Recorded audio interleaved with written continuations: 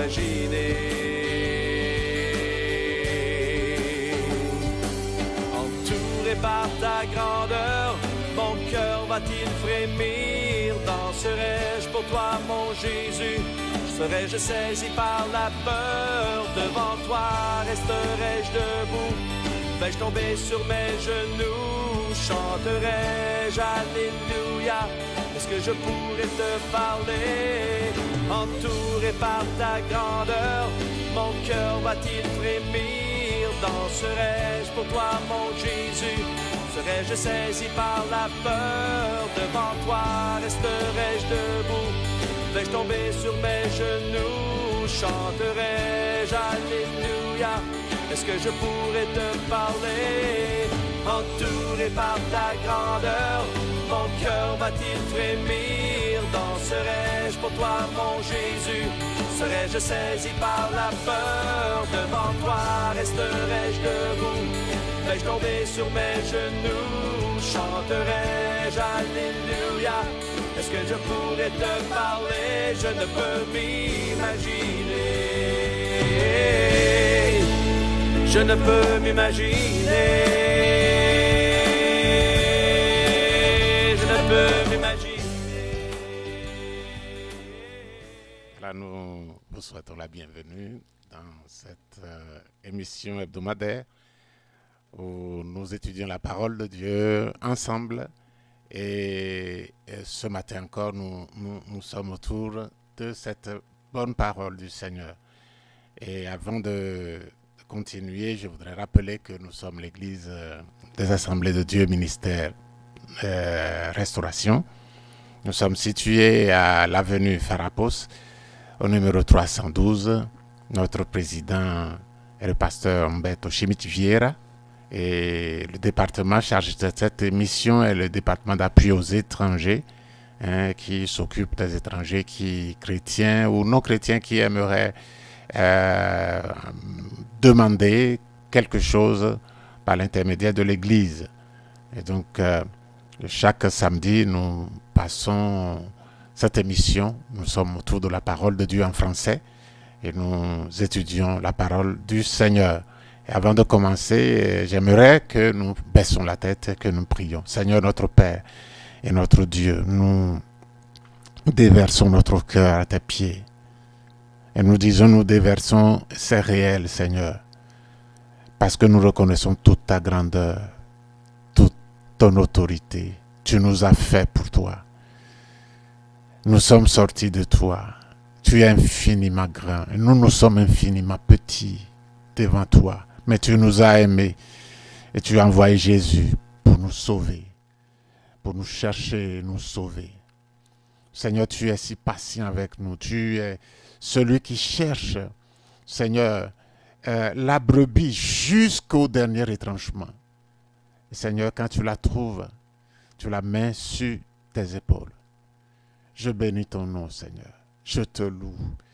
Ce matin, nous sommes autour de ta parole et nous prions que tu nous parles, tu nous instruises, tu nous permettes, Seigneur, de saisir ta pensée pour nous. Et tu nous donnes, tu nous capacites de, une fois saisie, nous puissions la mettre en pratique. Car inutile de comprendre, de saisir, de recevoir sans la mettre en pratique. Nous voulons être de ceux qui mettent en pratique ta parole. Bénis chacun, bénis chacune. Que ce soit en direct ou en différé, Père, permets que la richesse de ta parole, la grâce de ta parole descende dans les cœurs et y demeure pour porter du fruit. Sois béni et sois loué, Seigneur, au nom de Jésus-Christ. Amen. Voilà donc, nous avons parlé la dernière fois de l'orgueil et de l'humilité, et qui sont les clés vers la puissance. Et ce matin, nous allons voir la leçon numéro 9 qui est intitulée « Puissance et autorité ». Puissance et autorité. Le verset de base est le verset qui se trouve dans Romains chapitre 13, le verset 1. Romains chapitre 13, le verset 1, qui dit ceci. que toute personne soit soumise aux autorités supérieures, car il n'y a point d'autorité qui ne vienne de Dieu. Et les autorités qui existent ont été instituées de Dieu. Les autorités qui existent ont été instituées de Dieu. Voilà ce que la parole déclare, qu'il n'y a aucune autorité, aucune. Quand elle dit aucune, c'est véritablement aucune autorité n'existe qui ne vienne de Dieu. Même dans les petites affaires où on met une autorité, ça vient de Dieu. Dieu avait prévu ça et Dieu a dit qu'à chaque niveau, il y aura une autorité. Et même si les gens pensent que ce n'est pas Dieu qui l'a autorisé, hein, il n'en demeure pas moins que c'est une autorité voulue de Dieu, hein, qui vient de Dieu. Et donc, nous allons lire le verset, le passage qui va nous donner une large vision. Hein. Dans ce passage, nous ajoutons, nous allons relire le même passage après, mais nous lisons Luc chapitre 9, Luc 9, le verset 1. Luc 9, le verset 1, qui est dit, il est écrit, Jésus ayant assemblé la foule, les 12, leur donna force et pouvoir sur tous les démons, avec la puissance de guérir les maladies.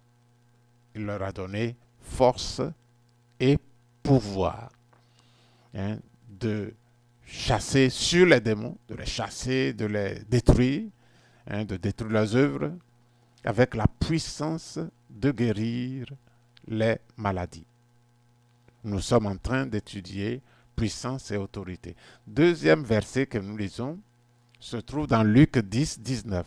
Voici, je vous ai donné le pouvoir de marcher sur les serpents, sur les scorpions, sur toute la puissance de l'ennemi. Rien ne pourra vous nuire. Luc 10, 19. Et Jésus dit ici encore, l'a donné, hein, je vous ai donné le pouvoir de marcher, sur les serpents et sur les scorpions et sur toute la puissance de l'ennemi, et rien ne pourra vous nuire. Dans dans Actes chapitre 5, le verset 29, Pierre dit, et Pierre et les apôtres répondirent, il faut obéir à Dieu plutôt qu'aux hommes. Il faut obéir à Dieu plutôt qu'aux hommes, parce que les autorités parmi les hommes sont instituées par Dieu. Nous le verrons dans notre leçon. Il dit ici que dans Romains chapitre 13, le verset 1 et 2, nous l'avons déjà lu, que toute personne soit soumise aux autorités supérieures, car il n'y a point d'autorité qui ne vienne de Dieu. Les autorités qui existent ont été instituées, établies par Dieu, et ceux qui résistent, hein, nous ajoutons Romains 13, 1, nous ajoutons le verset 2, et ceux qui résistent attireront une condamnation sur eux-mêmes. Ça veut dire que quand on résiste à l'autorité, on attire la condamnation, on attire des conséquences, on attire des réprimandes, je dirais des pénalisations, une pénalisation qui peut aller jusqu'en prison, hein, quand on résiste aux autorités. Voilà maintenant, en introduction, nous voyons, hein, la Sainte Bible dit dans Luc 9, 1, hein, dans Luc 9, 1, puis il appela les 12 disciples et leur donna puissance et autorité et sur tous les démons et pour guérir les maladies. Nous remarquons ici expressément dans ce verset, hein, le binôme, hein, c'est-à-dire la partie de la phrase composée de deux mots, binôme. Deux mots, puissance et autorité. Hein, un des principes de base de l'herméneutique, hein, de l'art d'interpréter la Bible, est que la loi ne contient aucun mot inutile. la loi de Dieu ne contient aucun mot inutile.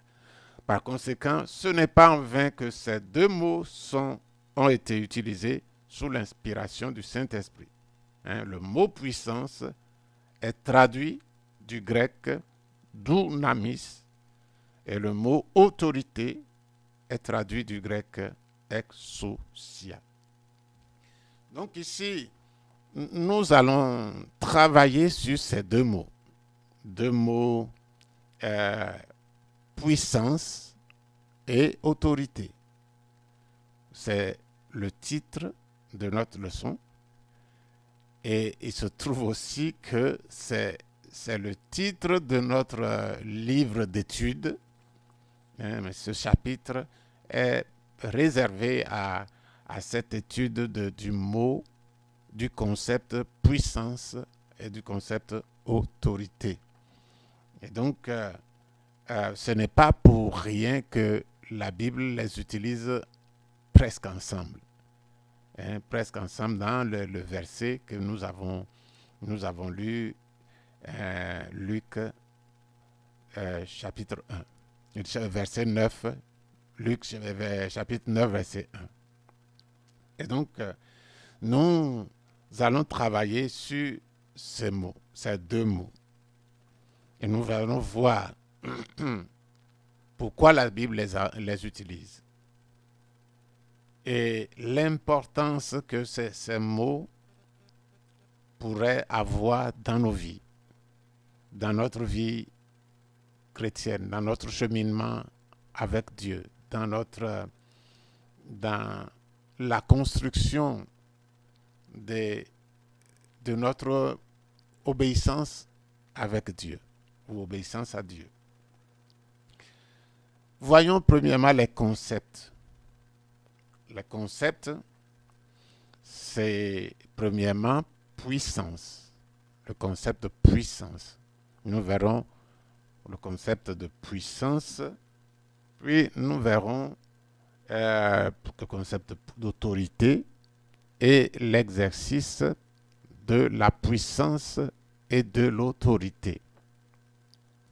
Le mot puissance, comme nous l'avons dit précédemment, est traduit du grec dounamis. Ce mot, à son tour, signifie puissance, force, habileté. Cependant, la puissance ou la force qu'elle représente est toujours connectée à la puissance liée à la personne, à une chose, ou encore à la puissance donnée par l'argent, puis ou l'utilisation d'une armée ou d'une foule. L'utilisation d'une armée, d'une foule génère la puissance. Donc, le mot puissance que nous allons utiliser est lié à une personne, à la puissance qui peut sortir d'une personne, à la force qui peut sortir d'une personne. Le mot puissance et force vont ensemble. C'est les mêmes mots quand on les voit dans la Bible. Et elles sont liées à un homme, à une chose, même à un animal, à une chose, ou encore la puissance donnée par l'argent. L'argent a une puissance, nous disons. Et là aussi, nous voyons que la puissance peut être celle d'une armée ou bien d'une foule. Et donc, le concept de puissance peut découler de ces choses. C'est la même chose que nous appelons la force. En résumé, dunamis est la puissance de la force ou de l'habilité. C'est le droit de la force. C'est à quelqu'un qui a le droit de déployer force parce qu'il a. C'est une chose qui est qui a de la force, alors, qui a de la puissance, et alors peut déployer cette puissance. C'est le mot dunamis. C'est de ce mot dunamis qu'est venu le mot dynamite. Dynamite qu'on prend pour casser les roches dures, hein, qui produit une explosion. Parce qu'il y a de la puissance concentrée dedans. Et quand la dynamite explose, elle démontre sa puissance. Démontre qu'il y avait en elle une puissance. Et donc, c'est là que nous pouvons comprendre quelque chose. Si, par exemple, nous chargeons notre téléphone et que à un moment donné, il y a eu un court-circuit et la batterie explose et puis donne une puissance, ça, c'est le mot dunamis. C'est la puissance. Donc, j'espère que le concept puissance est compris. Et maintenant, le concept d'autorité. L'autorité, en revanche, signifie le pouvoir de l'autorité et du droit. L'autorité signifie le pouvoir reçu d'une autorité, le droit de faire quelque chose, le droit d'utiliser la puissance reçue de quelqu'un qui est notre autorité, qui est au-dessus de nous, qui est notre supérieur. C'est le pouvoir de gouverner, de diriger. C'est le pouvoir d'un seul, dont la volonté et les commandements, c'est-à-dire les ordres, doivent être respectés par les autres. C'est en réalité, il y a trois parties. Quand on parle d'autorité, il y a trois parties qui sont en jeu. La première partie est l'autorité qui est au-dessus de nous. Puis, il y a nous-mêmes. Puis, il y a le domaine dans lequel nous devons utiliser cette autorité. Le domaine ou les personnes sur lesquelles cette autorité peut être utilisée, peut être déployée. C'est le droit de diriger, le droit de gouverner. Hein. C'est le pouvoir d'un seul dont la volonté, les commandements doivent être respectés par les autres. Donc ces trois parties sont en jeu dans la définition du mot, du concept autorité. C'était aussi le mot utilisé pour désigner le pouvoir des décisions judiciaires. Si vous avez une décision de justice, une décision judiciaire, alors vous trouvez que vous avez le mot exousia avec vous. La loi vous a donné une certaine autorité et vous devez l'exercer. Voilà. Ici, maintenant, l'exercice de la puissance et de l'autorité. Ainsi, lorsque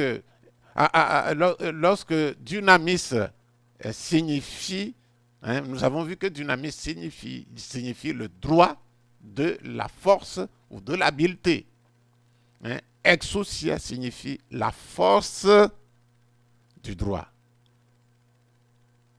Le droit de la force. C'est-à-dire quelqu'un qui a la force peut le développer, la développer. Mais, toutefois, il n'a pas le droit derrière lui. Mais exousia veut dire la force du droit. C'est la force du droit qui t'envoie. La force du droit, la force de la loi, la force du droit, la force de l'autorité qui t'envoie à utiliser la force. Donc, j'espère que vous comprendrez. Donc, suivez attentivement, vous verrez que ça va s'éclaircir davantage. Celui qui avait dynamis utilisait la force par auto-attribution. Un homme fort peut se permettre de soulever quelque chose de lourd. Il peut se permettre, à un moment donné, quand quelqu'un l'insulte, il peut tomber sur la personne et lui faire du mal. Il a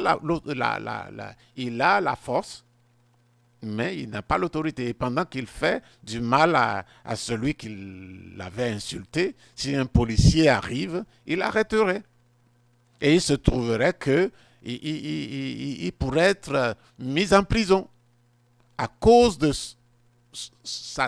son usage délibéré de sa force, de son dynamis, à cause de l'usage délibéré de son dynamis. Et c'est ainsi que la force peut être dans quelqu'un pendant que cette personne n'a pas le droit d'utiliser cette force. Nous le verrons plus tard.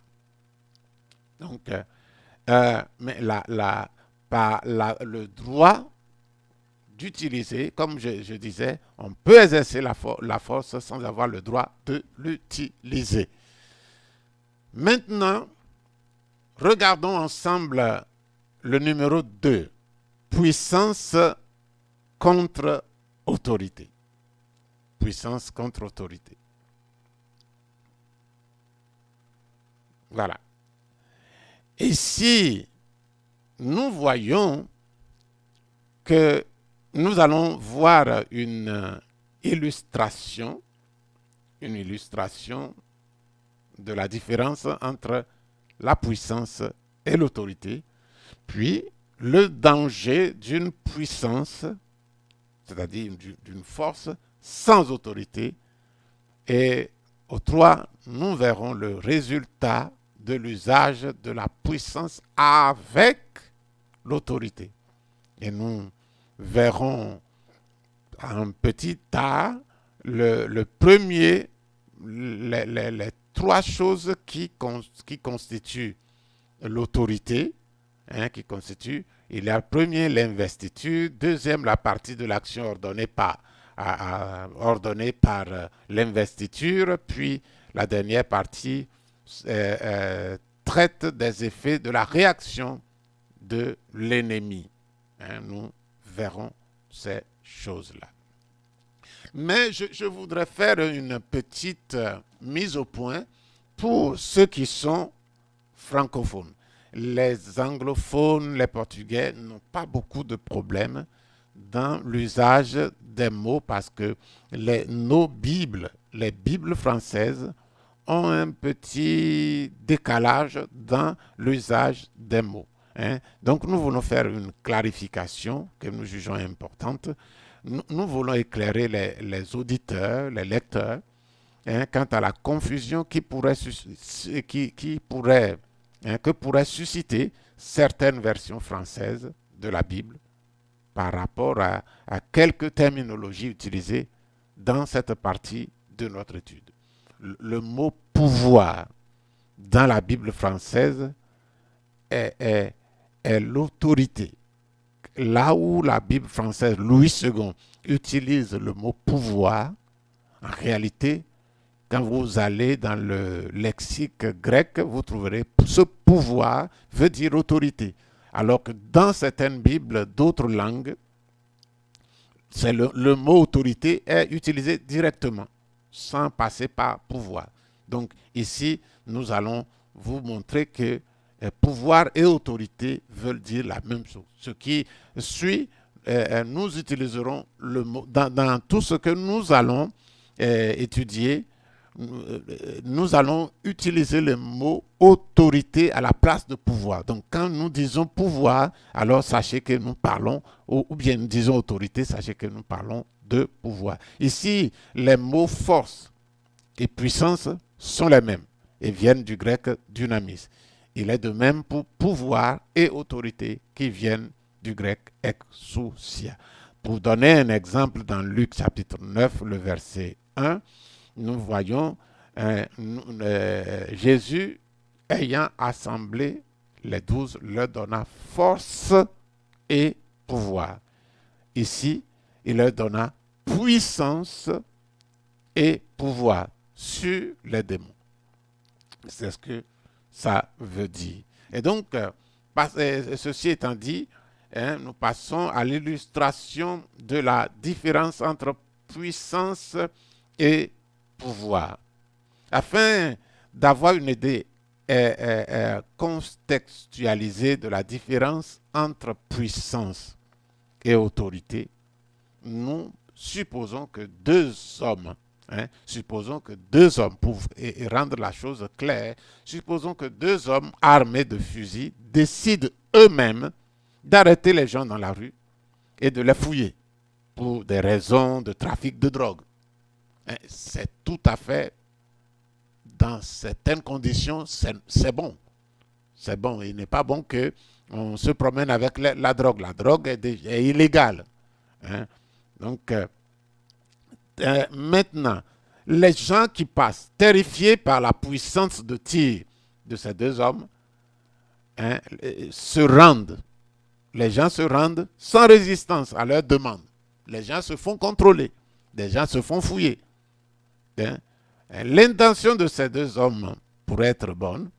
Cependant, bien que les armes qu'ils ont leur donnent la puissance pour passer à l'action, ils n'ont pas le droit d'agir ainsi. Ils n'ont pas le droit d'agir ainsi, même s'ils ont les meilleures intentions. Ils n'ont pas le droit.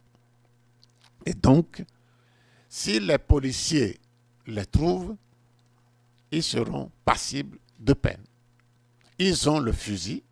D'abord, ils doivent justifier d'où vient le fusil. Si dans le pays, la détention d'armes est illégale, ils ont le fusil. Ils ont tout ce qu'il faut pour contraindre les gens à accepter leurs exigences, mais ils n'ont pas le droit. Donc, ils ont la puissance, mais pas l'autorité. Ils ont la puissance, mais pas l'autorité. Dans une société organisée, les hommes rencontrent une opposition de la part des gens, et peut-être même d'une personne en colère. Il y a dans notre société des gens qui se comportent vis-à-vis d'autres personnes d'une manière pas normale. Quelqu'un en colère, par exemple. Quelqu'un qui se lâche et peut faire mal.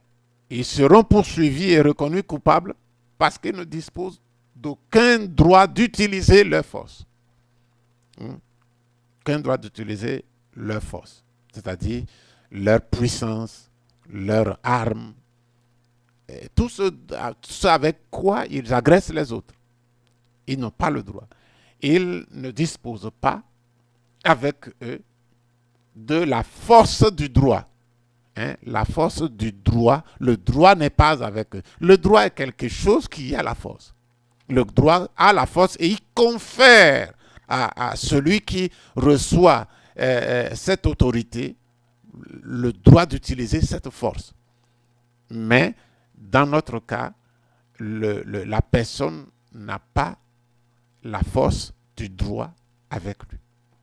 Mais il peut utiliser sa force, sa puissance, sans avoir la force du droit derrière lui. Mais seulement le droit du plus fort, qui est, nous le savons, arbitraire. Ils ont agi comme des autorités, tout en ne l'étant pas. Des gens qui agressent, les gens qui tombent sur les autres agissent comme des autorités, tout en ne l'étant pas. Par conséquent, ils sont appelés usurpateurs. L'usurpateur, c'est celui qui, ne disposant pas de pouvoir d'utiliser la force, ne disposant pas d'autorité d'utiliser la force, utilise la force quand même. Et ça, il usurpe son droit d'utiliser la force. Il peut avoir la force, mais il n'a pas le droit d'utiliser la force, cette force. Et donc, il usurpe. C'est l'usurpation. Donc, suivez bien parce que nous arriverons, nous sommes en train de construire, nous sommes partis du concept du mot puissance, autorité, comment on exerce la puissance et l'autorité. Et maintenant, nous sommes en train de voir la différence entre puissance et autorité. Maintenant, comment la différence entre exercer puissance sans autorité et puis nous allons vers le danger, nous allons voir le danger d'utiliser la puissance sans autorité. Celui qui exerce la puissance sans disposer de l'autorité, sans disposer d'une loi légale, d'une autorité légale qui lui a été conférée, va subir une réaction nuisible devant l'autorité en charge. Il va subir une réaction. Et quand il utilise, comme nous avons parlé de ces deux personnes qui, avec leur fusil, leur arme, arrêtaient les gens et qui les fouillaient pour découvrir une drogue, peut-être l'action elle est bonne, mais ils n'ont pas l'autorité de le faire. Ils n'ont pas le pouvoir de le faire. Le pouvoir, l'autorité doit venir de quelqu'un. Ils doivent avoir un papier qui leur donne, un crédential qui leur donne le pouvoir de faire ça. Et donc, quand on fait ça, on fait quelque chose par notre puissance, que ce soit par l'argent. Il y a des gens, par exemple, qui se font justice en donnant de l'argent au juge, en corrompant, en soudoyant, en utilisant la force, la puissance de l'argent pour se donner un marché ou bien pour se donner une faveur. Et ça, ce n'est pas légal, c'est ça qu'on appelle la corruption. Et si on découvre ça, si la loi découvre ça, la corruption est punie. La corruption est vraiment punie. Donc, ce qui est ici, c'est ce que nous allons, ce que nous sommes en train de voir. Quand quelqu'un utilise pouvoir sans puissance, sans autorité, il va subir une réaction nuisible devant l'autorité en charge. La loi de la physique stipule qu'à chaque action correspond une réaction. Quand vous appuyez sur cette table, pour ne pas que votre main descende, la table la table résiste de la même force. Et si la table ne se casse pas, elle résiste et elle envoie une réaction. Si sa réaction est inférieure, sa force de réaction est inférieure à votre force, la table va se casser. Mais si la table résiste, c'est que sa force de réaction est supérieure à votre force que vous lui imposez. Donc, chaque force exercée déclenche une force de réaction inverse, directement proportionnelle, en sens contraire, et cela est valide aussi. La loi de la physique est valide aussi pour le monde spirituel. Quand nous donnons un coup au monde spirituel, nous recevons la même chose. Nous recevons la force, au moins plus que... Oui, nous recevons une réaction du monde spirituel. Donc, commençons à prêter attention un peu plus à partir d'ici. Quand nous donnons un coup, quand nous exerçons une pression, nous exerçons une force sur le monde spirituel, nous recevons de ce monde spirituel, comme dans le monde physique, nous exerçons une force sur un élément du physique, alors nous recevons, l'élément oppose la même force, elle oppose une force. Et donc, dans le monde spirituel aussi, quand nous émettons une force spirituelle, sort de nous contre le monde spirituel, il y a une réaction et que nous devons faire attention maintenant. Donc, qu'est-ce que cela veut dire? Cela veut dire que le résultat de l'usage de la puissance avec autorité sera nécessaire. Jésus rend le concept plus clair dans Luc 10, 19. Il dit, voici, je vous ai donné le pouvoir de marcher sur les serpents et sur les scorpions et sur toute la puissance de l'ennemi, hein, et rien ne pourra vous nuire. Rien ne pourra vous nuire, dit, le verset dit. Donc, maintenant, si nous analysons attentivement ce verset, nous verrons qu'il comporte trois parties. Nous verrons que ce verset comporte trois parties. La première partie est l'investiture, hein, du pouvoir. Cette première partie est dit, je vous ai donné le pouvoir. Le mot pouvoir ici, exousia. En français, comme nous l'avons nous y avons mis l'accent au début, est l'autorité. La deuxième partie est l'action ordonnée à ses disciples.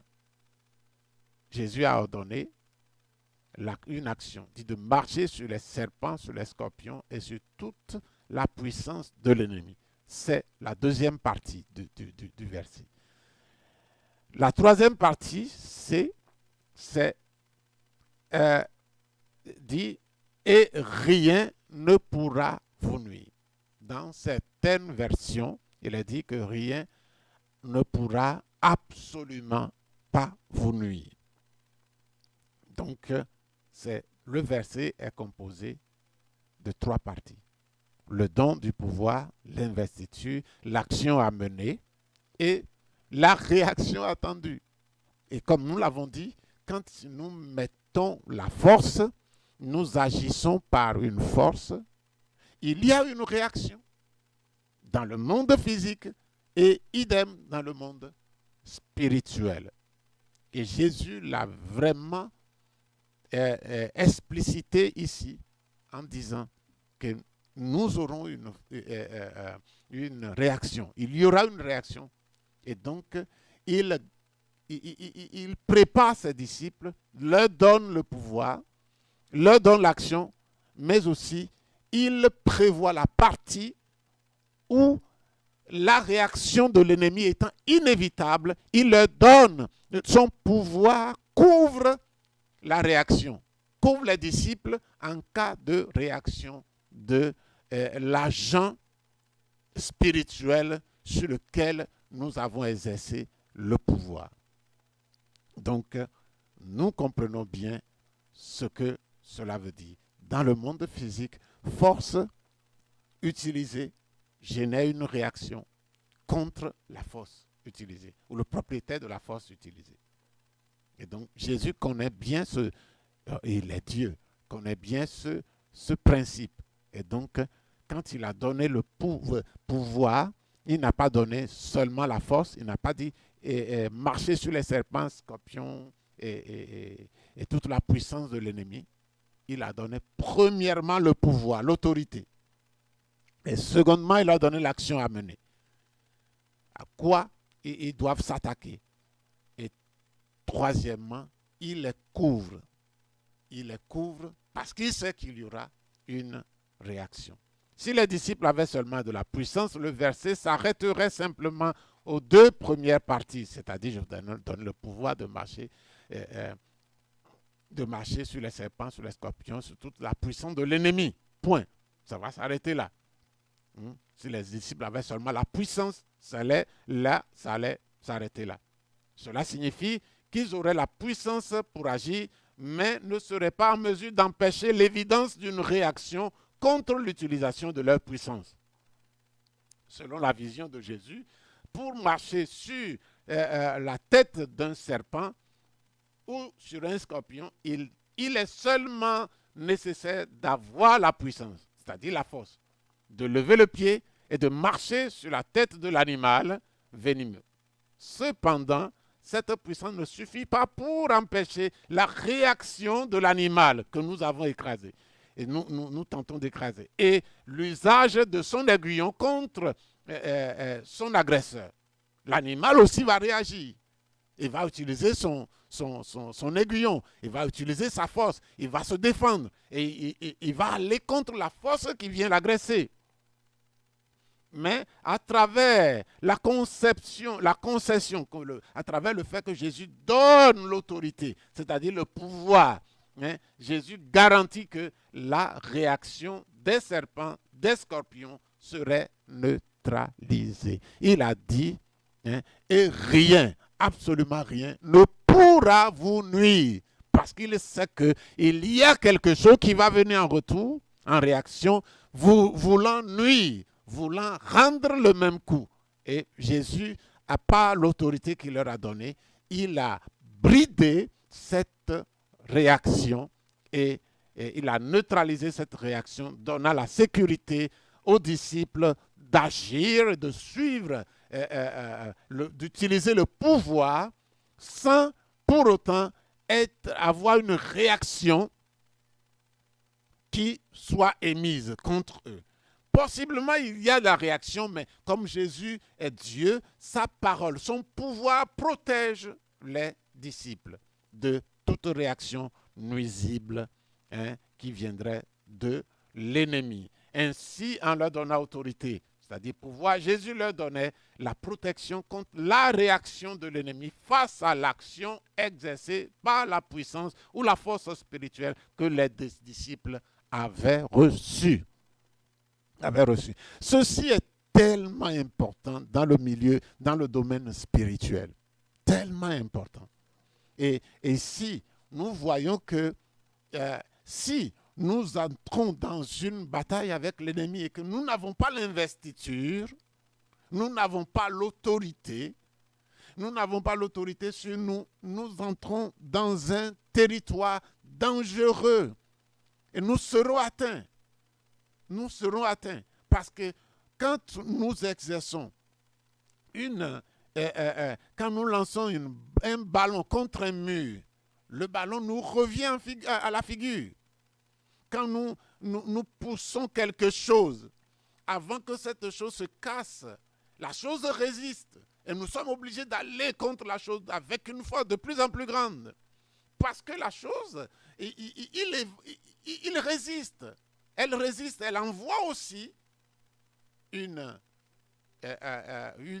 force contraire qui vient dans le sens contraire. Nous allons dans un sens, la chose vient, que ce soit un homme, que ce soit un arbre, que ce soit une planche, que ce soit n'importe quoi sur lequel nous exerçons une force, une puissance, ça vient.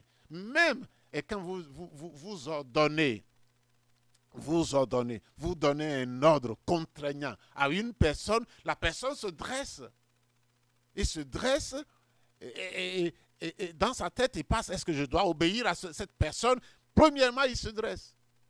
Et s'il décide de ne pas obéir, il trouve que celui-là, je ne le connais pas, il n'a pas le droit, il n'a pas l'autorité de me parler comme ça, il résiste. C'est exactement la même chose dans le monde spirituel. Donc, bien-aimés, comprenons bien cette partie et agissons avec sagesse. Nous allons voir le 3, le grand 3, qui est l'autorité spirituelle déléguée. Je vais demander au technicien, au frère Christian, de nous montrer cette partie. Nous verrons l'autorité spirituelle déléguée. Premièrement, voilà. Magnifique. Et nous verrons l'autorité qui vient d'une investiture. Nous allons voir que l'autorité vient d'une investiture. Et le Dieu est la source de toute autorité. Et 3, nous verrons la soumission est le seul chemin pour obtenir l'autorité. Seul chemin pour obtenir l'autorité. Et donc, nous allons parler de l'autorité, de l'investiture. Hein? L'autorité vient de l'investiture. La puissance de la force doit être exercée à travers des compétences ou des capacités inhérentes de la personne. Cela signifie que je ne dépends de personne pour utiliser ma force. Nous l'avons dit et nous répétons encore, quand quelqu'un a une force, il est capable de l'utiliser. Donc, sans personne, parce qu'elle l'a. Mais nous trouvons que à cette force qu'il va utiliser, il y aura une réaction légale qui peut causer, ou qui va causer des préjudices à cette personne qui a utilisé la force sans en avoir le pouvoir, sans en avoir reçu le pouvoir. Cependant, concernant l'autorité, cela est différent. Personne ne possède de l'autorité de lui-même. L'autorité vient toujours de l'investiture. L'autorité vient toujours de l'investiture. Quelqu'un qui a une autorité, il a reçu par investiture. Hein? Quelqu'un doit déléguer l'autorité. Toujours est-il que quelqu'un doit déléguer l'autorité, en sorte que quelqu'un d'autre puisse avoir le droit d'utiliser la force, la puissance que permet cette autorité reçue. Pour cette raison, il est dit que personne n'a une autorité souveraine. Personne n'a une autorité souveraine, excepté un seul, c'est Dieu.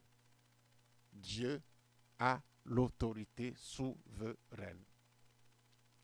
C'est pourquoi toute autorité, nous allons voir que toute autorité vient de Dieu. Je veux m'attarder un peu là-dessus, que l'autorité vient d'une autorité supérieure qui nous investit de son autorité pour que nous agissions en son nom. C'est ce que je disais par les trois parties. Une autorité supérieure, nous, et la sphère dans laquelle nous devons utiliser cette autorité qui n'est pas la nôtre, qui est vient de notre autorité supérieure. S'il y a question demandant pourquoi nous avons un référent, nous disons c'est lui qui m'a donné l'autorité. C'est toujours une autorité supérieure qui nous fait l'investiture, qui nous délègue son autorité. Et personne ne dispose, aucun homme sur la terre ne dispose d'une autorité souveraine. L'autorité vient toujours d'une autorité supérieure. Nous allons voir tout à l'heure. Et ici, Dieu est la source de toute autorité. Dieu est l'autorité indépendante de toute autre autorité. Et lui n'a personne au-dessus de lui qui lui ait donné cette autorité.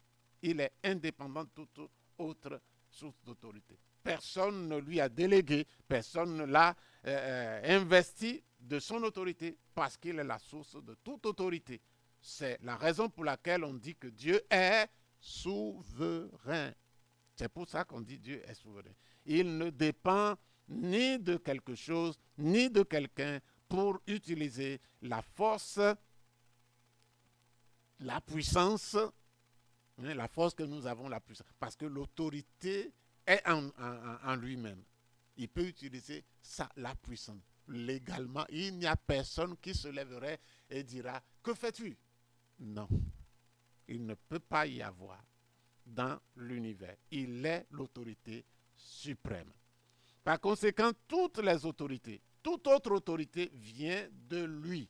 Et personne n'a le droit d'exercer l'autorité si cette autorité ne vient pas de Dieu. Je dis, personne n'a le droit d'utiliser l'autorité si cette autorité ne vient pas de Dieu. Jean-Baptiste a déclaré, et je voudrais que nous le lisions, Jean-Baptiste a dit dans Jean chapitre 3,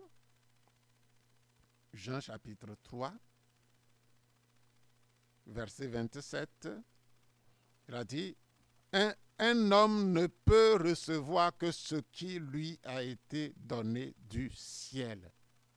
Un homme ne peut recevoir que ce qui lui a été donné du ciel. les gens pensent qu'on peut s'arranger pour avoir l'autorité, mais ça dépend de Dieu, ça vient de Dieu. Et même s'ils ne le savent pas, ça vient de Dieu. C'est Dieu qui est la source de l'autorité. Personne ne peut faire quelque chose, ne peut assumer la plus petite portion d'autorité si cela ne lui a été donné du ciel. Nous ne le croyons pas, peut-être, mais c'est vrai. C'est vrai. C'est vrai. Il y a d'autres qui n'ont jamais été autorités. Et même l'autorité parentale. L'autorité parentale, c'est Dieu qui la donne. C'est Dieu qui donne l'autorité au père, l'autorité à la mère, de parler avec autorité reconnue de Dieu aux enfants. Aux enfants. Il le donne au père. Et à certains couples, il n'a pas donné d'enfants, alors il ne peut pas exercer cette autorité. Donc, il n'y a aucune autorité. Et vous me direz que le geôlier d'une prison, est-ce que c'est Dieu qui lui a donné? C'est Dieu. C'est Dieu qui a donné. Et c'est Dieu qui a mis cette hiérarchisation, cette division de la société, cette organisation de la société, jusqu'à la prison, jusqu'à l'école, par les enseignants, jusqu'à des endroits les plus insoupçonnés. Mais c'est Dieu. Et les gens sont responsables. Quand le président de la République vient quelque part dans une école, il parlera au directeur de l'école. Et le directeur, si c'est une classe, le directeur parlera à l'enseignante de la classe. Si c'est une classe où tout le monde, plusieurs professeurs tournent, il y a un responsable de cette classe. Donc, Dieu a structuré les choses et les gens sont responsables, même s'ils ne le savent pas, devant peut-être des hommes, leur autorité, mais aussi devant Dieu, devant le Dieu Tout-Puissant. Et on ne s'amuse pas avec l'organisation du monde. C'est pourquoi, quand on commet une faute, on en souffre. Et on pense que c'est l'État, le président qui est monté, il a voté des lois bidons. Et il nous fait... Non, c'est Dieu qui travaille. C'est Dieu qui travaille. Quelqu'un de mauvais, quelqu'un de corrompu peut venir au pouvoir. Ça, c'est les hommes qui choisissent. Hein? C'est les hommes qui choisissent, qui élisent les présidents. Mais s'ils élisent un mauvais, un corrompu, le corrompu va servir et va les tyranniser. C'est eux qui ont élu. Dieu a mis la place là. C'est à nous qui décidons pour mettre celui qui a à mettre là. Dieu a fait la structure. L'autorité est là en tant que pouvoir. Maintenant, si c'est les hommes qui doivent élire, c'est pourquoi il faut élire il faut élire des gens qui sont clairement pour Dieu, même s'ils ne sont pas chrétiens. Il y a des partis de droite qui sont contre l'avortement, des partis de droite qui sont contre l'idéologie du genre, qui prône aujourd'hui que quand un enfant naît, même si les garçons, il n'est rien, c'est lui qui doit choisir si les garçons ou filles. Non, ces choses-là n'existaient pas. Et aujourd'hui, il y a des partis qui prônent ça. Et il y a des chrétiens qui se lèvent et votent pour ces partis. Et nous sommes clairement en contradiction. Nous affrontons la parole de Dieu. Il y a des partis qui supportent l'avortement. L'avortement, même l'enfant, même dans le ventre, certaines pratiques de contraception sont déjà abortives. Hein? Sont déjà cassent déjà le formé. David dit, quand j'étais dans le sein de ma mère, je n'étais qu'une masse informe. Tes yeux me voyaient. Psaume 139. Et donc, la Bible nous dit des choses que Dieu a établies. Et si nous mettons des gens corrompus qui n'ont aucun respect pour les lois de Dieu, au moins les grandes, pas des adorateurs, hein, parce qu'on n'en trouve pas beaucoup dans l'administration. Alors, si nous votons ces gens, ils vont nous servir de la salade plus tard. Et nous allons en souffrir. Et c'est nous qui l'avons voulu. Mais Dieu a mis le poste de président. Et il nous donne cette... Maintenant, quand le président rentre, il va exercer son pouvoir. Et son pouvoir sera légal, parce que nous l'avons mis là-bas. Et Dieu a défini que cette place exercera un pouvoir légal. Et donc, voilà, la source de l'autorité, c'est Dieu. Jean a dit qu'il n'y a aucune autorité qui ne vienne de Dieu. Tu n'auras aucun pouvoir. Personne ne peut avoir quelque chose si cela ne lui a pas été donné du ciel. Voilà. Ensuite, Jésus a là aussi déclaré devant Pilate. Hein? Quand Jésus a dit devant Pilate, il a dit devant Pilate dans Jean 19, le verset 10, 11. Pilate lui dit, est-ce à moi que tu ne parles pas? Ne sais-tu pas que j'ai le pouvoir de te crucifier et que j'ai le pouvoir de te relâcher? Jésus répondit, tu n'auras sur moi aucun pouvoir s'il ne t'a été donné d'en haut, c'est-à-dire du ciel. C'est pourquoi celui qui me livre à toi commet un plus grand péché. Tu n'auras de pouvoir sur moi si cela t'a été donné par Dieu. C'est ce que le Seigneur Jésus a répondu. Et le maître, dans ce passage, le maître enseigne à Pilate qu'il n'aurait sur lui aucune autorité s'il ne l'avait pas reçu de Dieu, d'en haut. Cela signifie que Pilate avait l'autorité sur Jésus parce que ce qu'il était en train de faire, en dépit d'être terrible, était dans le plan de Dieu. Était dans le plan de Dieu. Enfin, Paul expose expressément la pensée du Saint-Esprit en affirmant dans Romains chapitre 13, versets 1 et 2, que nous avons déjà lu. Toute autorité, écoutez bien, toute autorité, que toute personne soit soumise aux autorités supérieures. Car il n'y a pas d'autorité qui ne vienne de Dieu. Et les autorités qui existent sont nommées par Dieu. C'est pourquoi celui qui résiste à l'autorité résiste à l'ordre de Dieu. Et ceux qui résistent attireront une condamnation sur eux-mêmes. Il s'agit de toute forme d'autorité. Hein? Soyons clairs. Donc, l'autorité vient de Dieu et nous sommes appelés à suivre, à nous soumettre à l'autorité. En troisième position, nous parlons de la soumission est la seule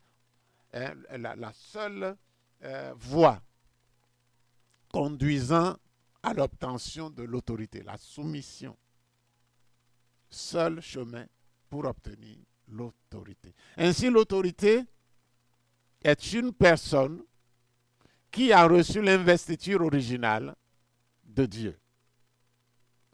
Tout pouvoir qui n'a pas reçu l'investiture de Dieu n'est pas une autorité, mais un usurpateur. Un usurpateur. La Bible est claire. Il n'y a d'autorité qui ne vienne de Dieu. Ainsi, il n'y a qu'une seule façon dont une personne puisse obtenir l'autorité ou le pouvoir, se soumettre à Dieu afin d'en recevoir l'investiture. Quand nous regardons dans la classe politique, dans la vie séculière, nous voyons que l'autorité est donnée d'une certaine manière. Mais il y a toujours un supérieur qui donne l'autorité à un inférieur. Et il y a toujours cette question de soumission de l'autorité de celui qui a reçu l'autorité à celui qui la lui a donnée. Puis, quand il y a cette soumission, alors celui qui a reçu peut exercer son autorité sur des subordonnés. C'est clair. Maintenant, dans le domaine spirituel, c'est la même chose. Et Dieu est l'autorité suprême. Si nous exerçons une autorité sans être soumis à Dieu, nous ne sommes pas autorité. Nous devenons usurpateurs. Nous pouvons exercer une puissance, mais nous n'avons pas reçu l'investiture. Nous n'avons pas de droit de backup derrière nous. Parce que nous ne sommes pas soumis à notre supérieur, à Dieu. Alors, cette chaîne qui bénit notre vie de cette autorité est coupée. Maintenant, nous pouvons nous pouvons imposer cette autorité en étant coupés de notre autorité supérieure qui nous l'avait donnée. Si nous faisons comme ça, nous ne sommes plus autorité, mais nous sommes usurpateurs. Usurpateurs. Voilà, nous verrons maintenant la position au grand 5, la position de Satan. 5, la position de Satan. Voilà. Et ici, nous voyons la position de Satan, puis nous verrons également l'application du concept de l'autorité. Premièrement, nous voyons la différence entre dominateur et autorité. 2, la perte de l'autorité. 3, chaque autorité dépend d'une autorité supérieure. Voilà. Et donc, premièrement, la différence entre dominateur et autorité. À travers l'analyse de ce qui concerne Satan, comme nous l'avons vu, et la lecture attentive de Romains 13, 1, 2, nous concluons que il y a une différence entre la domination et l'autorité. Il y a une différence entre la domination et l'autorité. Ça, c'est sur cela que nous voulons vous attirer votre attention, sur le fait que Satan étant appelé par Jésus lui-même, le prince de ce monde. Dans Jean 14, 30, le prince de ce monde vient, mais il n'a rien à moi, est-il écrit. Le diable serait... Et en partant de là, nous pouvons nous poser la question de savoir, est-ce que le diable est-il une autorité? Serait-il une autorité? La réponse est non. Le diable Satan n'est pas une autorité. Et il ne sera jamais une autorité. Si le diable était une autorité, s'il était une autorité, nous devrions nous soumettre à lui. Nous devrions nous soumettre à lui s'il était une autorité. Ce qui n'est pas le cas. Alors, le diable n'est pas une autorité. Maintenant, d'où vient-il qu'il est le prince de ce monde?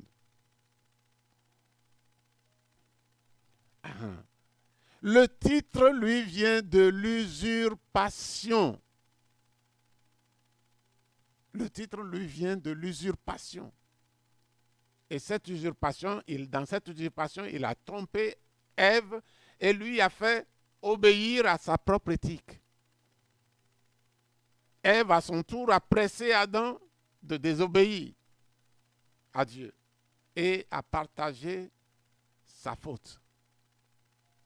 En ce moment, le diable a tiré l'être humain dans son camp, étant donné l'existence de la loi spirituelle qui dit « Ne savez-vous pas qu'en vous livrant à quelqu'un comme esclave, pour lui obéir, vous êtes esclave de celui à qui vous obéissez. Il a obéi. Il est esclave. Ils sont devenus esclaves de Satan. Satan n'était pas prévu pour dominer sur Adam et Ève. Mais par sa ruse, il a fait tomber Ève. Et Ève a créé elle-même une autre éthique. Dieu dit, vous ne mangerez pas, parce que le jour où vous mangerez, vous mourrez. Maintenant, elle a accepté cette éthique qui dit que vous ne mourrez pas, mais vous, le jour où vous mangerez, vous deviendrez comme des dieux, comme Dieu. Elle a changé la chose. Elle a obéi à une voix étrangère. Et maintenant, c'est tombé sous l'esclavage de le propriétaire de cette voix qui les a piégés. Donc, de là, Satan a usurpé. En réalité, ce n'est pas la puissance que Satan utilise, n'est pas la puissance ou le droit que Satan utilise sur la terre, est le droit que Adam et Ève lui ont cédé. Ils lui ont cédé. Ça ne vient pas de Dieu. Cette autorité, ce pouvoir, cette puissance ne vient pas de Dieu. Satan a la puissance. Mais cette légalité, ce pouvoir, cette autorité ne vient pas de Dieu. Ce n'est pas de Dieu que cette autorité vient. Cette autorité était l'autorité donnée à Adam. Adam et Ève ont cédé cette autorité à Satan. Et il domine sur eux. C'est pourquoi, aux yeux de Dieu, Satan n'est pas une autorité, parce que son autorité ne lui vient pas de Dieu. Et quand quelqu'un utilise une puissance sans avoir reçu une autorité de Dieu, cette personne est un usurpateur. Et donc, le gros titre de Satan, c'est usurpateur. Dans son travail sur la terre et dans les airs, c'est l'usurpateur. C'est une usurpation. Ce n'est pas sa puissance. Il a volé, l'a subtilisé par ruse à Adam et Ève. Et donc, c'est là sa position. Donc, maintenant, dans l'application du concept de l'autorité, nous voyons la différence entre dominateur et autorité. À travers l'analyse que nous venons de faire concernant Satan, et la lecture que nous avons faite de Romains chapitre 13, le verset 1 et 2, nous concluons qu'il y a une différence entre l'autorité et la domination.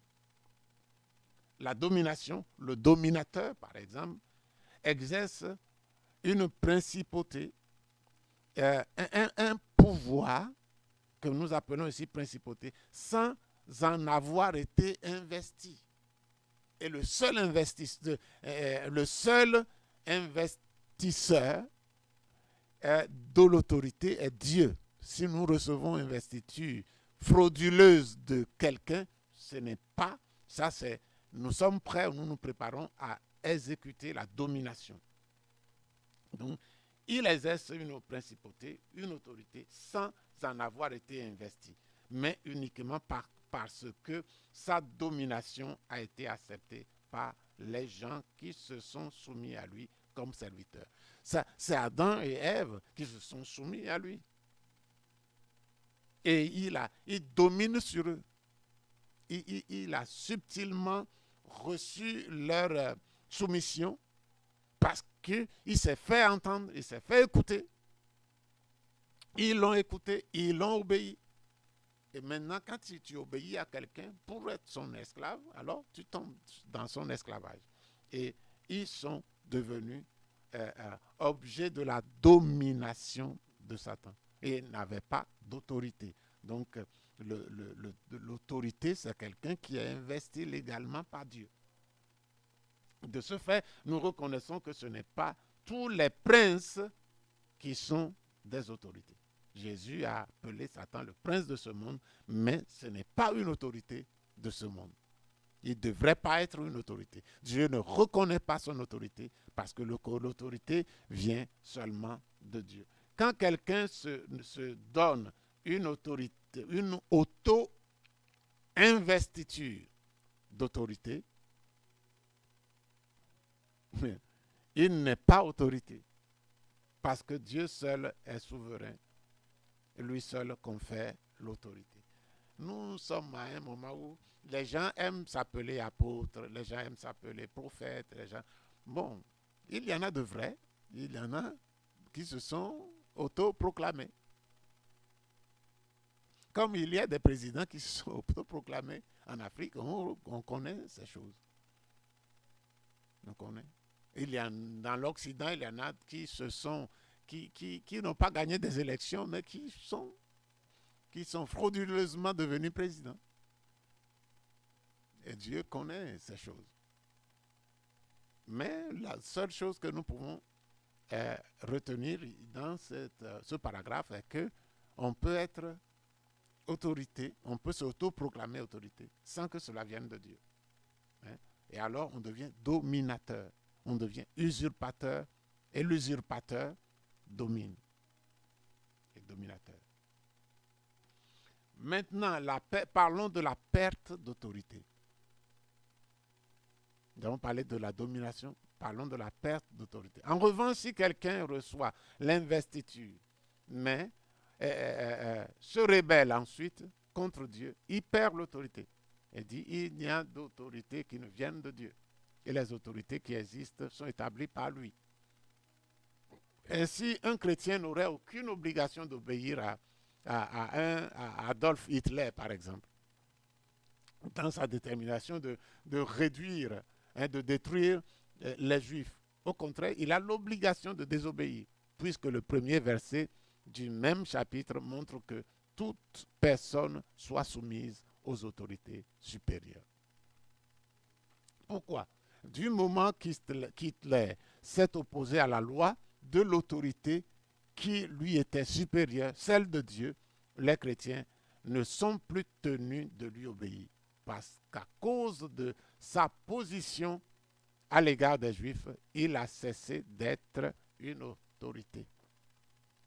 Quand quelqu'un, dans l'exercice de son pouvoir, s'oppose à Dieu frontalement, nous ne sommes plus, le chrétien soucieux d'obéir à Dieu ne sera plus tenu à considérer cette personne comme autorité. Elle est déchue aux yeux de Dieu. La Bible dit, parlant des apôtres, il dit que il est préférable d'obéir à Dieu plutôt qu'aux hommes. Il faut obéir à Dieu plutôt qu'aux hommes.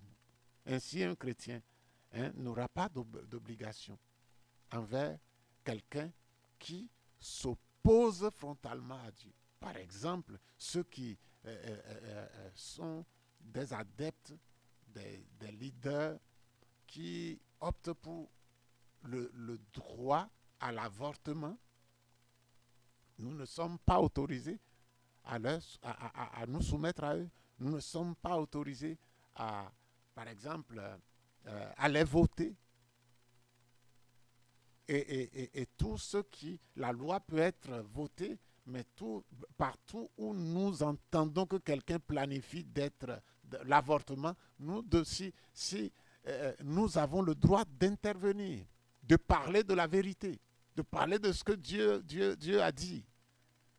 Et que ce soit les journaux qui nous interviewent, les journalistes qui veulent savoir notre avis, ce n'est pas notre avis, c'est l'avis de Dieu. Et nous sommes soumis à Dieu. Par rapport à l'homosexualité, ce n'est pas notre avis, c'est l'avis de Dieu. Si on doit poursuivre quelqu'un pour être... les gens vont à l'école, ils apprennent la mathématique. Ils savent que 1 plus 1 donne 2. 5 moins 2 donne 3. Ils savent. Et ça, c'est ce qu'on nous a appris. Et tout le monde, tous ceux qui sont allés à l'école ont accepté ça. Et ils l'appliquent jusqu'à aujourd'hui. Et nous, qui avons accepté l'enseignement de la Bible comme étant un enseignement vrai, auquel nous pouvons faire confiance, nous l'avons accepté. Ce n'est pas moi qui ai inventé que homme ne doit pas coucher avec homme. C'est Dieu qui l'a inventé, qui l'a demandé, pas inventé. C'est Dieu qui a trouvé que les hommes qu'il a créés, ils ne doivent pas agir ainsi. Ce serait une abomination. Et moi, j'ai accepté ce que Dieu a dit, comme ce que les mathématiciens ont dit, 5 moins 2 donne 3. Et donc, si on doit me poursuivre, on doit poursuivre aussi ceux qui disent 5 moins 2 donne 3. Et le journaliste qui m'interviewe, et le policier qui vient me chercher, ils croient la même chose. Donc, qui me laisse tranquille de croire ce que je crois. Donc, et nous devons être de Dieu. Nous sommes christocentriques. Nous sommes des enfants de Dieu. La loi de notre maison, de notre royaume dit des choses. Et nous ne pouvons pas être contre. Et nous devons nous soumettre. Et celui qui est notre autorité et qui dit le contraire perd son autorité. Perd son autorité. Et je ne peux pas me taire. Je ne peux pas me mettre à agir comme lui, comme il veut. Non, j'agirai comme Dieu veut, même si ça me coûte ma place, même si ça me coûte ma vie. Vous m'entendez? Même si ça me coûte ma vie. Parce que cette personne a perdu l'autorité de Dieu. Si j'agis selon ce qu'il dit, je vais m'opposer à Dieu.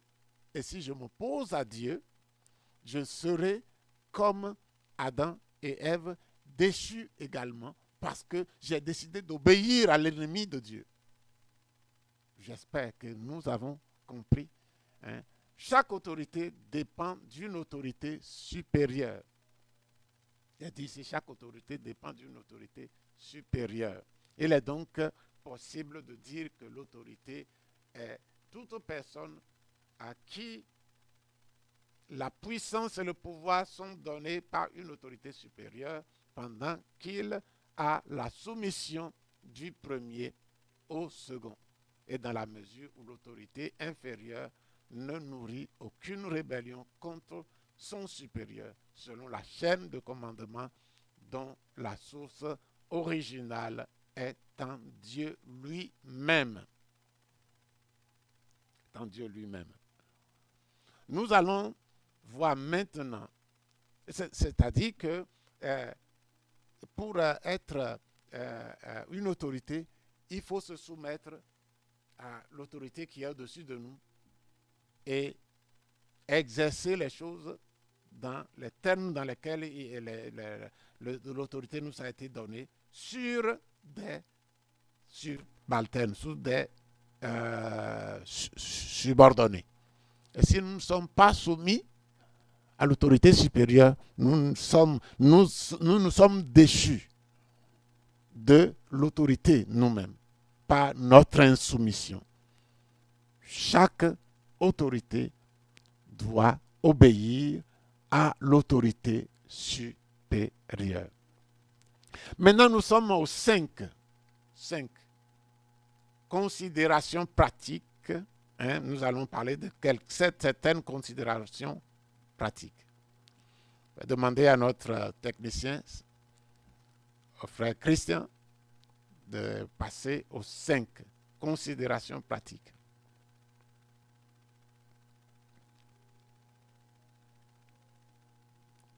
Et dans la considération pratique, nous verrons un exemple séculier.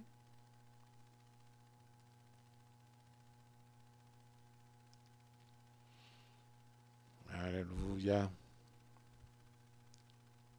Nous verrons un exemple séculier, puis la soumission en désobéissant comme une exception, puis en troisième lieu, l'application dans la sphère ministérielle. Voilà. Ici, nous avons un exemple séculier ici. Ainsi, concernant le pouvoir que nous pouvons voir dans le monde, pouvoir séculier, un fonctionnaire public, par exemple, n'aura l'autorité qu'à partir du moment où il en reçoit l'investiture et restera comme une autorité en obéissant à son patron. Son patron qui, à son tour, obéit à son directeur. Puis le directeur, à son tour, obéit au directeur général. Puis le directeur général, à son tour, obéit au ministère d'État qui s'occupe de leur domaine. Au ministre d'État. Le ministre d'État, à son tour, obéit au président de la République, qui, à son tour, comme élu par le peuple, obéit à la constitution du pays et est supervisé par l'Assemblée nationale. L'Assemblée nationale qui, à son tour, a été élue par le peuple qui est également soumis à la Constitution, qui est formulée par les représentants du peuple. Si dans l'ensemble de la chaîne hiérarchique de commandement, quelqu'un fait affront à son supérieur, cette personne peut être désobéie. On peut désobéir à cette personne qui refuse d'obéir à son supérieur, parce que l'obéissance demeure toujours un devoir envers une autorité. Ne prenons pas ces choses à la légère. Quand nous désobéissons à notre supérieur qui nous a conféré une autorité, nous croyons que c'est peu de choses. Ce n'est pas peu de choses. Ça va nous coûter ça va nous coûter cher. Ça va nous coûter notre poste, ça va nous coûter notre relation dans la société, dans la structure dans laquelle nous trouvons. Ça va nous poser des problèmes. Des problèmes qui peuvent aller jusqu'au plus grave. C'est une chose que Dieu a établie et nous ne devons pas interrompre cela. Donc, nous sommes informés. La soumission maintenant en désobéissant. Il y a des exceptions dans lesquelles nous pouvons désobéir à notre supérieur en étant soumis à Dieu. Pour un chrétien, un ordre ponctuel venant d'une autorité séculière qui va à l'encontre d'une loi divine peut et même être désobéi. Parce que dans le cas ponctuel, l'exception biblique le demande. Il faut obéir à Dieu plutôt qu'aux hommes. Qu'est-ce qui justifie une telle désobéissance ponctuelle? C'est le fait qu'à cette occasion ponctuelle, l'autorité n'est plus du tout une autorité. Parce qu'elle a pris une décision qui est contre Dieu, qui affronte Dieu. Pour tout le reste, le chrétien doit obéir à cette autorité, parce que son investiture reste intacte. À chaque fois qu'il y a une décision contraire à la volonté de Dieu, le chrétien est libre est même demandé de désobéir à son patron. Ça peut lui coûter ce que ça peut lui coûter. Mais il y a des cas où Dieu peut permettre, honorer ce chrétien et que même le patron dit, bon, allons-y, j'admire ton courage, mais continue. Et ça peut même permettre au patron de connaître le sérieux du chrétien. Mais quelquefois, ça peut tourner autrement, où le chrétien peut être chassé du travail. Maintenant, toutes les lois, toutes les décisions contraires à Dieu, le chrétien doit désobéir. Mais ce n'est pas toutes les lois de ce patron qui vont contre Dieu. Donc, ponctuellement, ça peut arriver et le chrétien peut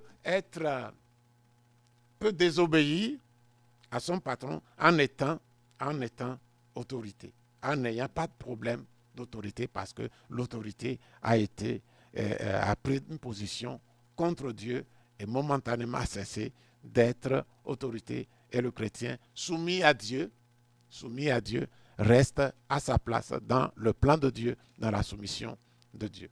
L'application maintenant dans la sphère ministérielle, ministérielle au niveau de l'Église. Le même principe fonctionne dans la sphère spirituelle, en raison de cette disposition biblique clairement exprimée, étudiée précédemment. Alors, quand un pasteur, écoutez bien, quand un pasteur, une convention pastorale, une assemblée générale d'église ou quoi que ce soit s'oppose à une disposition biblique exprimée, pour quelque raison que cela puisse avoir, son autorité spirituelle sera perdue. Son autorité spirituelle sera perdue. Si le problème est ponctuel, il y a des problèmes ponctuels et des problèmes qui sont générés pour toujours. Pour toujours. Le changement de ligne de doctrine, par exemple, de certaines églises vont affecter l'église pour toujours. Pour toujours. Si le problème est ponctuel, il est possible de le contourner en n'obéissant pas à un tel ordre déterminé, sans que cela cause de l'embarras. Toutefois, lorsque l'opposition à la parole de Dieu est systématique, ce que je viens de dire, et que l'organe ecclésiastique s'oppose à l'éthique divine pour soutenir une éthique humaine, les chrétiens doivent quitter le commandement de cette autorité et s'abriter sous le commandement d'un ministère qui est effectivement sous l'investiture de l'autorité divine, c'est-à-dire un ministère qui est sous la direction de la parole de Dieu. La parole de Dieu est notre garantie. Vous savez, Dieu ne nous parle pas chaque jour. Pourquoi? Parce qu'il a déjà parlé. C'est vrai que le Saint-Esprit ranime certaines choses, dépendant de notre communion avec Dieu. Nous savons que l'Esprit de Dieu vit en nous. Mais la parole de Dieu est établie dans les cieux. Elle est établie fixément dans les cieux. Dieu ne change pas de parole. Il a parlé une fois, et il a parlé une fois pour toutes. Quand il dit que l'Église doit se soumettre à l'enseignement, aux doctrines bibliques, il faut connaître les doctrines bibliques et s'y soumettre. S'y soumettre. Mais ceux qui décident de ne pas se soumettre, parce qu'ils ont trouvé que le temps a passé, il y a le problème de se couper les cheveux, de se voiler. On a pensé que c'était aux Corinthiens. On a pensé que le temps a passé, que notre temps, c'est un temps moderne, qu'il faut traiter avec. La parole de Dieu est le même. Dieu est le même hier, aujourd'hui, éternellement. Et si des gens parlent comme ça, la question du port des pantalons par les femmes, la question d'un habillement sans décence. Non. Il y a des leaders, des dénominations qui ont lâché, fait tomber les digues. Et l'Église est... Mais Dieu jugera. Dieu a déjà parlé de comment je peux dire, de la pudeur que ses enfants doivent avoir, son Église doit avoir, de cette moralité supérieure, moralité divine que nous devons avoir. Et mon corps n'appartient, premièrement, ne m'appartient pas. Mon corps appartient à Dieu. Mon corps appartient à Dieu. Et mon corps, si je suis marié, appartient à ma femme. Je n'ai pas... J'ai deux devoirs. Quand en m'habillant, ou quand la femme s'habille, elle doit, mariée ou pas, elle doit, quand l'homme s'habille, marié ou pas, elle doit avoir du respect total pour Dieu. Et secondement, respecter son conjoint. Qu'il ait déjà ce conjoint, oui. Qu'il ne l'ait pas, cela ne lui laisse pas la porte ouverte de s'habiller n'importe comment. Et aujourd'hui, les églises ont ouvert les digues. Et ils n'enseignent plus ça. Et ce qu'ils enseignent maintenant, c'est une grâce qui donne le paradis à tout le monde. Mais Dieu a dit ce qu'il a dit. Et donc, les églises, les pasteurs, les prophètes, ceux qui ont les visions, si elle est contraire à la parole de Dieu et établit quelque chose de continuel dans laquelle vous allez vivre tout le reste de votre vie, dans la désobéissance par rapport à ce que Dieu a déjà révélé, attention, il faut sortir de là. Vous n'honorez pas le pasteur, vous ne le déshonorez pas non plus, mais vous sauvez votre âme. Vous sauvez votre relation avec Dieu qui est le seul à pouvoir vous sauver. Le salut n'est pas donné une fois pour toutes. Le salut est donné à tous ceux qui restent dans la foi au jour le jour. Celui qui persévérera jusqu'à la fin sera sauvé. Nous avons le salut. Mais pour l'avoir à la fin, pour le garder jusqu'à la fin, il faut persévérer chaque jour. Jusqu'à la fin. Si quelqu'un s'arrête en chemin par une décision, d'une convention, d'un pasteur, d'une église, d'une assemblée générale, et qu'il laisse la pratique de la vraie parole de Dieu, il s'est ouvert une fosse. Il n'a pas persévéré dans la doctrine jusqu'au bout. Et il va, c'est dit, il ne va pas, Dieu ne sera pas pour lui. Mon âme ne prend pas plaisir en lui. Nous allons conclure en disant, en résumé, la seule personne capable d'exercer l'autorité est celui qui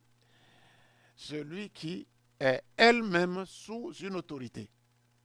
Et seule peut exercer une autorité spirituelle la personne qui est elle-même sous une autorité spirituelle qui, à son tour, est sous l'autorité de Dieu. Habituellement, les églises sont organisées d'une manière telle que les pasteurs reçoivent l'investiture d'un organe propre, convention, conclave, concile, presbytère, etc., qui, à son tour, est présidé par un président ou un conseil. Chacun d'eux est sous l'égide d'un statut et de la parole de Dieu. Si quelqu'un s'oppose à cette chaîne de commandement, en particulier à la parole de Dieu, il perd son autorité. Que le Seigneur vous bénisse. Notre Père et notre Dieu, nous te bénissons. Ces paroles, nous les avons enseignées sur la base de ta parole. Elle est la vérité, Père. Nous te demandons de continuer à bénir.